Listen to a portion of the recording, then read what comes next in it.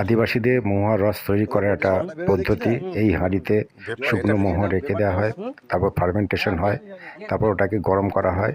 ওখানে যে ভেপার তৈরি হয় সেই ভেপারটা এই পাইপ দিয়ে আসে এবং এই যে ড্রেনে ঠান্ডা জল থাকে ওই ভেপারটা জলে পরিণত হয়। তারপরে এই পাইপের শেষ প্রান্ত থেকে ওই যে ভেপারে পরিণত জলটা এখান থেকে পড়ে টপ টপ করে, তখন ওরা এটা কালেকশন করে। এটা সাধারণত যেখানে প্রচুর মহুয়া ফুল পাওয়া যায় তারা মহুয়া ফুলটাকে প্রথমে রোদে শুকায়, শুকানোর পর এই হাঁড়িতে রেখে ফার্মেন্টেশন করে, তারপর ওটাকে গরম করে। এটা পুরুলিয়ার একটা গ্রাম থেকে তোলা ছবি।